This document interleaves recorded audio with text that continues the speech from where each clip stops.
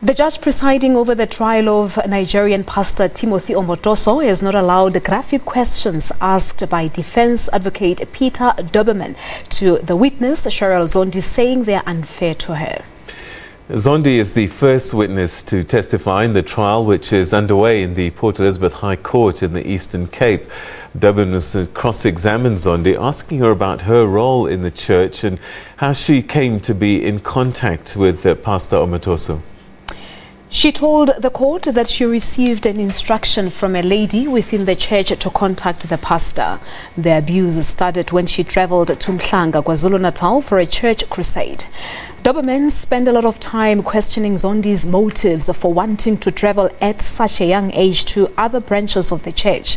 Zondi also told the court that she was an aspiring singer and wanted Omotoso to mentor her so she could join the church choir.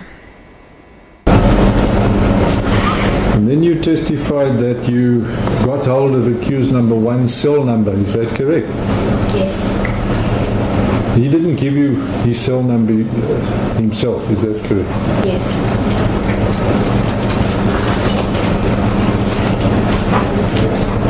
There were a lot of people that had his cell number. Is that correct? Well, I wouldn't have known at the time. Did you find out later? Yes. So it is not as though his cell number was a secret. His cell phone number was only given to a select group of people. How do you know that? With his permission. When you're in that church, you would not do something that he said not do. But how do you know that his number was only given to a select few? Because he said so. When was that? He always said it. He always said it? Yes, he did. All right.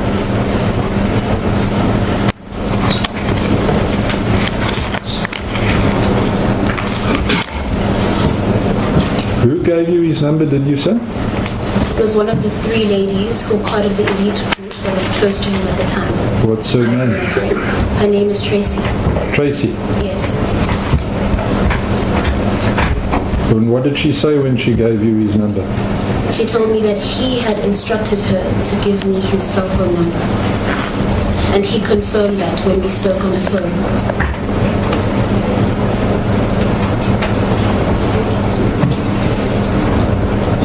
Thank you. He denies that he instructed anyone to give his cell number to you. Well, Accused that is a number lie.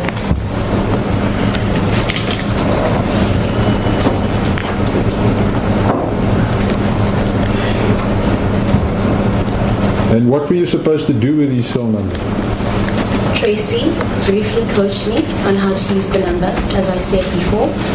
She told me that I would have to call him every single day and SMS him from 3 to 5 to 6 times a day.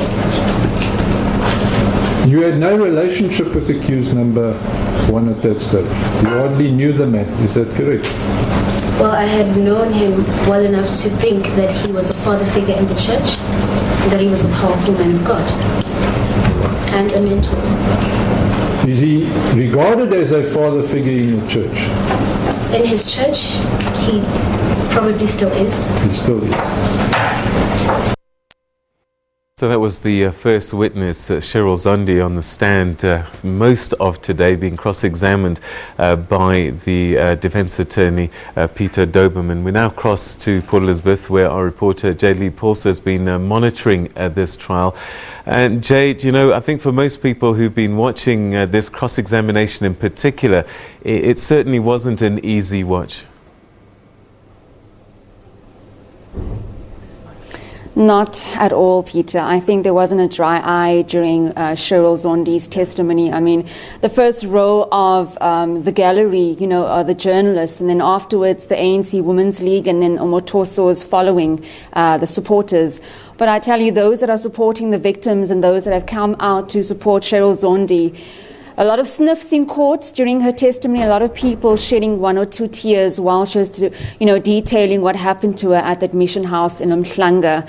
And also a lot of anger, I must also say, a lot of anger on social media and a lot of anger in the gallery with regards to defense advocate Peter Daubermann's line of questioning, using explicit language when he's asking Zondi, how many centimeters, how does she know that she was raped at 14 years old? Can she comprehend that she was actually raped?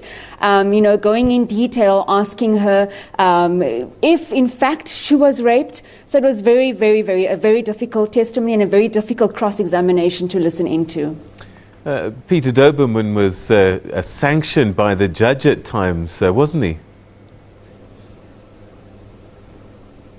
Several times, Peter. I mean, when he was cross-examining Zondi, we saw Mandela Makahula the judge stopping and saying that, defense advocate Peter Daubermann, you are out of line. Zondi, you don't have to answer that question. I won't allow this type of questioning inside my courtroom. In particular, looking with regards to that sexual offence that happened, the alleged sexual offence that happened in Mhlanga, and also the way in which he asked Zondi, almost trying to pick holes into a testimony or almost trying to allude to the fact that she was indeed not raped.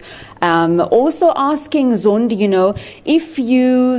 asked Zondi, if you know that you had been raped the first time, why would you return back to Mhlanga to be raped again? And we saw Zondi saying to the court that, she was 14 years old, she was going through her own trauma, she didn't know how to respond or react to what was happening in the church. She saw Pastor Omotoso as, a savior, a spiritual man. She looked up to him. He was a father figure. So what he did to her, she could not comprehend. And it was only later on when she was asked to give evidence in this trial that she actually came to terms with what had happened to her, and she started detailing exactly what occurred. But looking at the defense, they're trying to pick holes into a testimony and just, basically saying that her verdict is not truth or half-truths. And most of the time, Cheryl was strong, self-assured and confident, but there were moments where Peter Daubermann's line of questioning and the way that he questioned her reduced her to tears, and I guess for most people that was understandable. She was very strong on the stand. I mean, she started off very confidently. She detailed. She even, some would say that she was very feisty during court proceedings. She would, give him a bit of a pushback if Daubermann asked very difficult questions. She would fire back automatically and say that, you were not there on the day that I was raped. How would you know? So she was very articulate in her responses as well. And I think just generally looking at the comments on social media, such as Facebook and Twitter, we see people rallying behind Zondi, people saying that this is the reason why rape victims don't speak out. It's because of this line of questioning during court proceedings, and because of this almost, you were not raped, almost, drawing them away from that experience and what had happened. So with Zondi firing back at Daubermann and being confident and taking a stance and being strong on the stand, I think we saw a lot of people on Twitter also, rallying behind her and saying that she's very strong on the stand and supporting her as well. But going back to Peter Daubermann and the second day of cross-examination, it was very difficult cross-examination. We saw a lot of people shaking their heads during the gallery. And then on the Omotoso side, his wife Taiwo, that's also sat in proceedings, she was still laughing during the testimony, still in disbelief that this girl was raped, and basically throwing her weight behind her husband. Well, let's talk about the husband. What was his demeanor throughout this cross-examination? Could you get a sense of a man that's troubled or, is sitting there not worried? What did you get a sense of watching him? Very calm. He was very calm. He would often speak to the two co-accused, Lusanda Sulani and Zukiswa Sito. They would have their private chats during the testimony, but not a flinch. He would often also glance up to, Zondi while she's giving her testimony, but very calm demeanor, not restless at all. I must make mention of the fact, because I've had several people asking me on Twitter, his flamboyant outfits. Today we saw him actually in a normal blue blazer jacket sitting in court. And I think that's because he's, garnered a lot of hype around his outfits over the couple of days that court has been in session.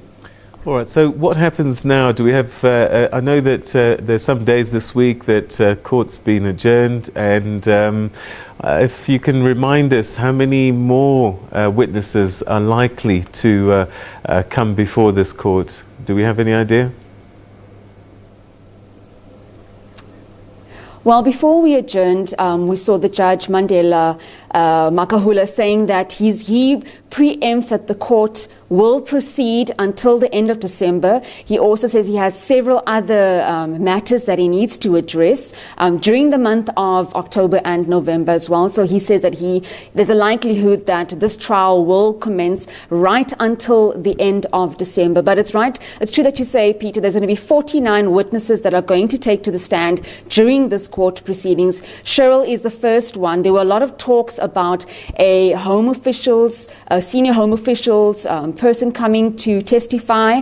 Ivan Klassen is his name. We also saw the two Idols twins who came out last year citing that they were abused by Pastor Timothy Omotoso. We expect them also to take to the stands. But looking at where we are now, court will resume tomorrow morning. It remains to be seen whether Peter Daubermann, defense advocate Peter Daubermann, will continue his cross-examination, and we'll pick up tomorrow again. All right, so that's where we'll leave it for the time being. Thanks very much indeed, Jade Paulser, talking to us from the High Court in Port Elizabeth, where the rape trial of Pastor Omotoso is taking place. And today was a cross-examination, of course, of Cheryl Zondi, the first witness of possible 49.